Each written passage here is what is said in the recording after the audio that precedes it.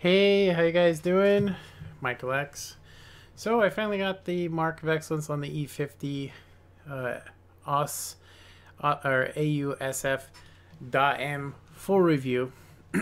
So I probably would have got this much sooner if I didn't stop and do the Emil I, the Emil 2, and also the Crown Von, which I did get my Mark of Excellence on it finally, which is good. So, recently I had a subscriber suggest to me that I should do a comparison between this and other mediums. So I thought to myself, the only thing I can really do until they implement a system that actually uses the stats from Xbox, I can only tell you guys my opinion of what makes this tank, valuable in its own way if you compare it with others. So 1200 horsepower, 60 forward, 20 in reverse, 12% chance of engine fire. That is, of course, with a 75% trained crew, so keep that in mind that all these marks will go up. 9.60 aim time. Reload time is 9.60, 2.10 aim time, 0.30 accuracy, 20 degrees of elevation, 8 gun depression. Excuse me. Alright, so 44 degrees of rotation speed. Terrain resistance is very poor. So on rain variants, be wary that you won't be able to go or achieve the speeds you can, or at least try to stay on roads or smooth surfaces. 400 meters of view range, 30 degrees of rotation, plenty with the 44 to keep a light tank from circling you, so that's pretty good. And of course 720 signal range. Ammunition, APCR standard, for 270. As far as I know, this is the highest pinning shell in the game, the E50M. For 390 alpha, high explosive anti-tank or heat for 330 at 390 alpha.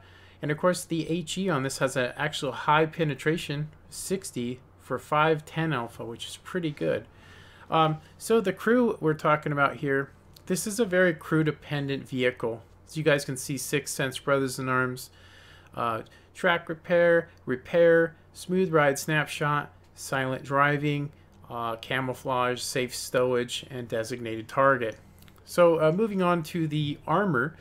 If you guys take a look at this, it really doesn't look like much, but I will say this. It is literally a Tiger 2 that can do 60 kilometers. And it has side skirts, so this thing can actually side scrape, and it can reverse side scrape according to the PC, but I'm going to see you can reverse side scrape anything on console because we don't have that overmatching rule. Now, looking at this vehicle, this is the actual effectiveness. Now, I'm going to go ahead and tell you guys can add on about 100 millimeters to all these areas, and it's very rare to actually pin the turret head on. As a matter of fact, the places that I know that are actually, more likely to get pinned is the upper plate with heat over the turret. But you can play this vehicle hull down. It's a really remarkable vehicle. You guys can see that you can side scrape against tier 8s no problem, like a King Tiger. And of course, you guys can see that if you shallow up your angle, you can bounce a lot of stuff. And of course, 8 gun depression.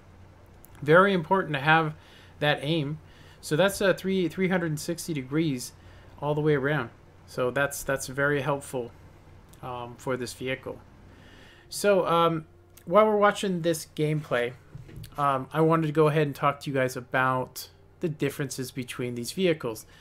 So I'm looking at this on console, and I'm actually doing my voice over the top of this gameplay. So the E50M's concealment is 32. So if you were to compare it, it's actually the second least camouflaged vehicle. So the patent comes in first at 27. Now I do not own the STB1, so I don't know anything about that, so I'm not going to be adding that to the comparison with this vehicle. But I am going to go ahead and say that the attributes that this has over all of the vehicles in this game is that it's very heavy, and it can ram T10s, it can ram 113s. You wouldn't want to ram them head on, but if you ram them on the side or even in the back, it'll actually do tons of damage, which I will say that my next perk I'm going to be going for is going to be controlled impact to increase that. You can also run some spall liner. I'm going to go ahead and say that This is something that could actually use a wet rack, but I'm going to go ahead and say the best thing to do with this is to just basically make sure when you're side scraping that you do it correctly. You need to side scrape correctly. If you give your sides too much, you will pay by getting your ammo rack damage. So, hence the wet rack. Now for equipment, I'm using ventilation, rammer, and I'm using what is it? I would say that I would probably do better with this vehicle with enhanced gun laying drive, but I'm going to say I'm using vertical stabilizer to increase its accuracy while firing on the move. And you guys can see that I got perfect 8 gun depression, and you can shoot through these whales. But I'm going to go ahead and say that this is some older gameplay footage, and you actually cannot shoot through these rails now, which is kind of strange.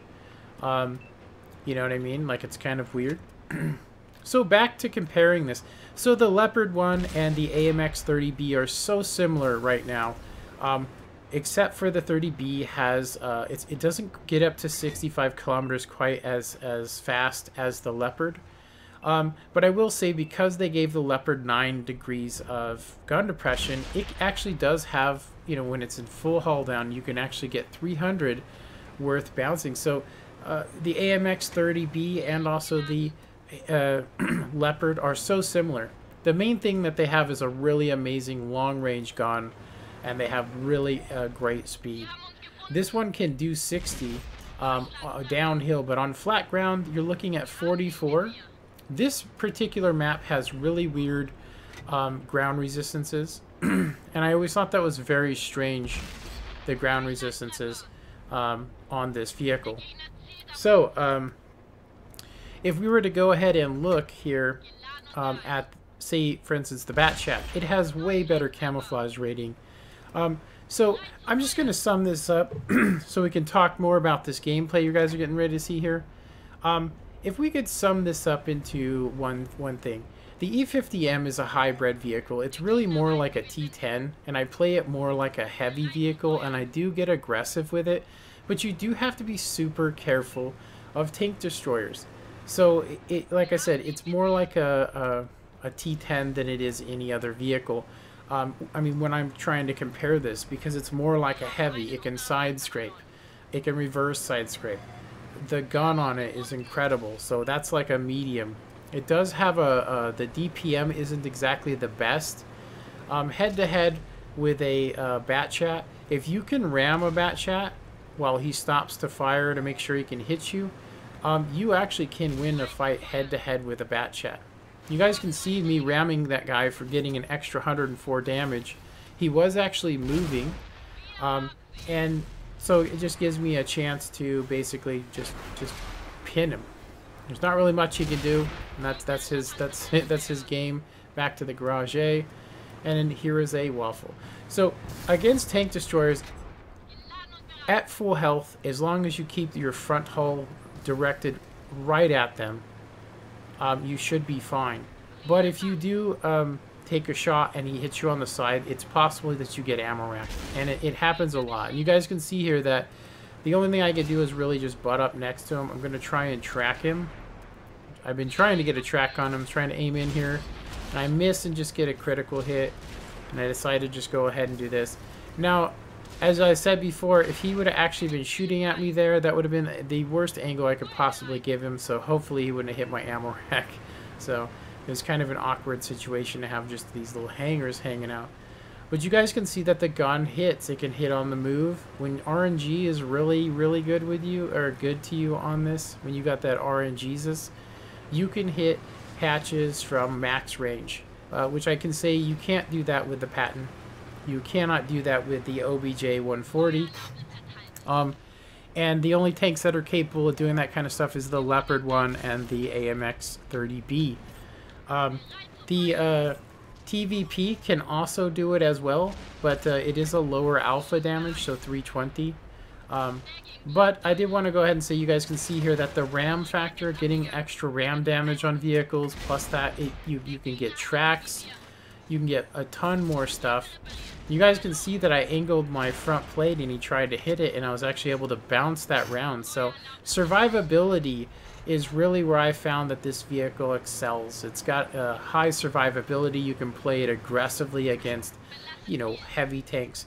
Now I'm going to go ahead and say that you don't want to jump into a crowd of vehicles. If you guys look, I'm actually running this with a platoon, and we're slowly getting, killed as we go through here. So you guys can see I'm not going to go ahead and go head to head with an with an E100. There's just some tanks you don't want to be messing with. And you can see that the 270, I'm actually shooting below the track line because you can actually bounce that space side armor even with the APCR. So, I'm going to go ahead and say that there's only one other tank in the game that I think actually has around the same survivability. And it depends on whether people are using APCR or not, or heat. And that is the Object 430.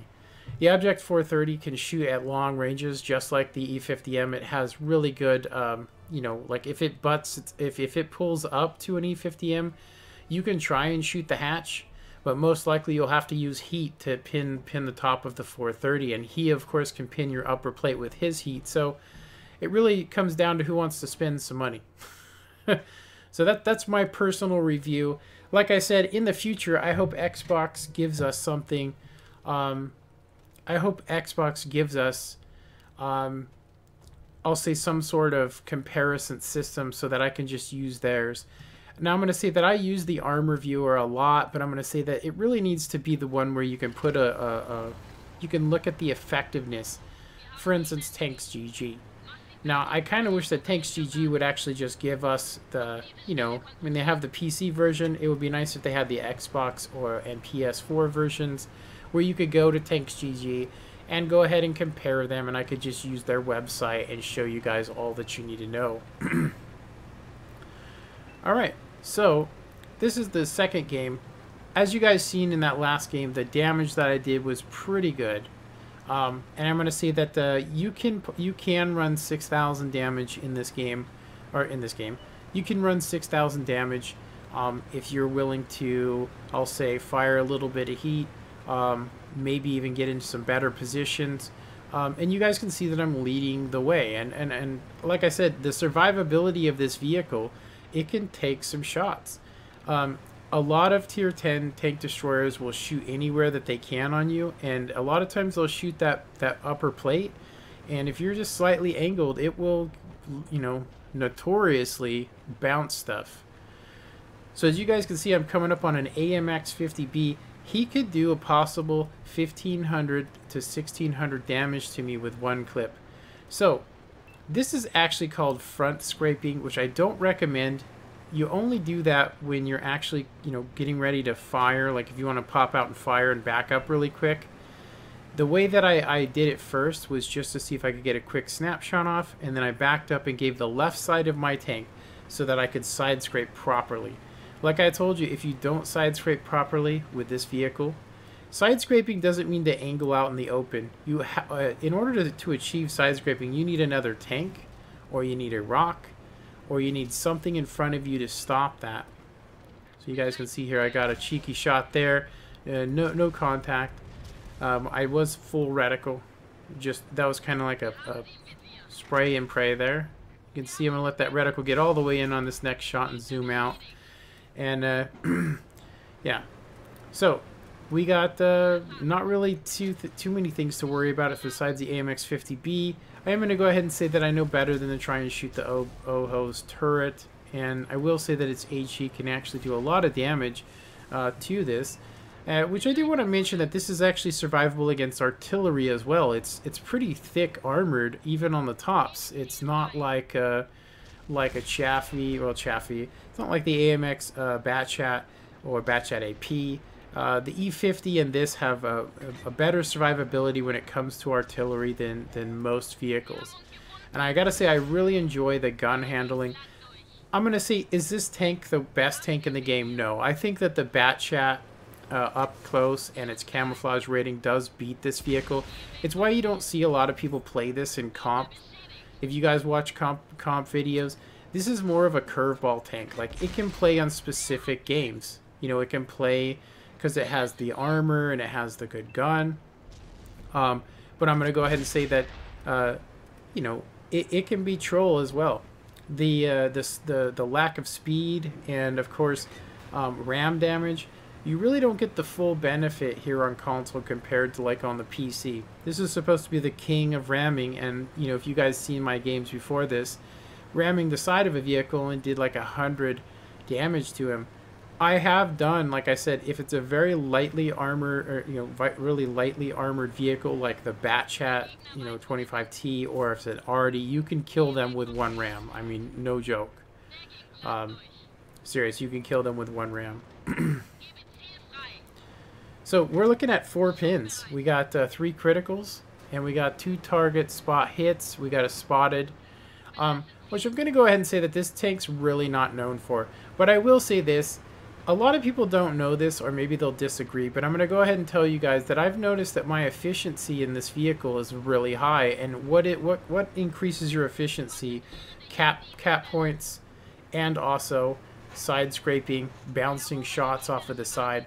And that's what makes this vehicle stand out, because it actually has the side skirts. So when they hit it, it actually counts as side scraping. It's not like track damage. So unless they pin you and track you, most of the shots you take and bounce get counted towards blocking, which I will say does get added on to your efficiency. I don't know quite how that works, but I did want to mention to you guys that this gun, it's 105. You need to have something higher than 105 to actually pin the S-tanks. So here we go. We're going to try and get this 50B here. And I got to say, I really want to get a lot of damage in this game. This game's starting to turn drastic, and I actually bounced a shot there, like I said. So I know better than to try and shoot standard shells on that S-tank, even from this height. So you guys can see that I switched over to heat so that I could guarantee pinning that hatch. Just not something you want to risk when a tank actually has like a 6-second reload. And of course, there's an FV2000, which I could tell you cannot one-shot this vehicle unless he shoots you in the back. So that's another thing I wanted to bring up to you guys, survivability, for the like 5th time. I know I've been talking about it, but it really is the only thing that this brings to the table. Great gun and survivability. It does come at a price. Like I said, sometimes these long-range shots you see me making, you can't pin them. It just doesn't happen. You know, it just doesn't happen. Sometimes people get lucky and track you and can keep you tracked. It does have a very high track repair speed. A lot of times I actually would say that you probably, if you don't have track mechanic and that, and you don't want to run it, you'd probably be better off running maybe a preventive maintenance and fire extinguisher, and just going with a med kit for your fire extinguisher perk. And I'd say 2 track repairs would be a little bit better for this vehicle. You guys can see I take a devastating shot there from that VK30. So I'm going to go ahead and try and push in here. And you can see I finally made it to this rock. And I'm going to go ahead and just come in here and try and take that guy out. I take another hit from the Batchat. And I'm really low health. Now, I've bounced a couple shots now, and I really want to get this guy. I'm not really caring too much about the VK, because that Batchat can just dump his whole clip off. So, proper side scraping here. This is a good opportunity for you guys to see it. He's not really doing much to me. Now, I did have to switch to heat. He fired. He has a pretty long reload, which means I can actually, if I can get a track on him, which I'm going to go ahead and get a lower plate pin instead, I'm going to go ahead and get behind him and win the battle. So, highly survivable vehicle. We're now looking at 13 pins. I did have to use some heat there, but I'm going to go ahead and say that if you guys have my connection, you would understand. So, we have a Waffle E100 left, and I'm going to go ahead and get some shots. You guys can see that I'm very low health. Like I said, very survivable vehicle. If you can get it down to low health, I'm just going to go ahead and tell you guys this tank will actually bounce a hell of a lot more than when it's full health. And I don't know why it's like that. I don't know why it's like that with other vehicles as well. For instance, the E5, if you can get it down to 100 or 10% of its hit points, you know, it will actually reward you. So it looks like it's just 2 people. It's just me. and we got 3 other vehicles. So the light tank's doing his thing, and I'm going to go ahead and come over here. And of course somebody comes back to the cap. So I'm going to go ahead and get up into this sniping position that I know about, and of course it's a bat chat.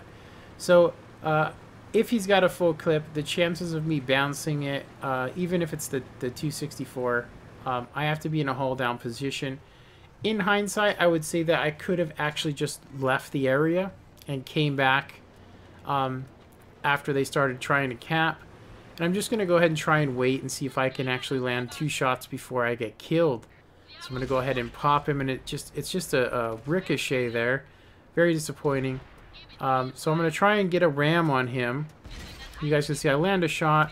I'm going to go ahead and try and get a ram on him, and we're going to get a ram. And I do almost 500 damage, and he still doesn't have anything. He breaks my gun, and I finally get shot from the side. So, of course, you know, this isn't the winning game, but it was the highest damage that I actually recorded. And I thought it was a good game worth showing to you guys. I wish I could have played a little better. Like I told you, it's very easy to throw up 6,000 being aggressive. If you guys seen how aggressive I was at the end of that, you know, you guys might want to say luck, but I got a little bit of everything. Like I said, your efficiency will go up super high. I had a really good game last night that I was going to use for this, but it was only a 4,000 game, and I did 0 assistance. Most of the stuff was done from super range. So I did get top of the board. It isn't a losing game, but I did do 59-25, and I did some assistance, and of course I did a lot of blocking, which I thought was decent. When you outblock some heavy tanks, that can make you feel pretty good. All right, so this is the game I got my mark of excellence on. It was a losing battle, but I did 4,048, 937, and I blocked a little bit. So not top of the board, but it did give me my mark of excellence. Anyway, I hope you guys enjoyed this review. Let me know what you guys think about it. If you guys think I missed something, or I could add something to this to my stuff in the future, please feel free to leave it in the comments. And of course, if you'd like to see more content like this, please subscribe to my channel. All right. Thanks for watching. Have a good one. Later.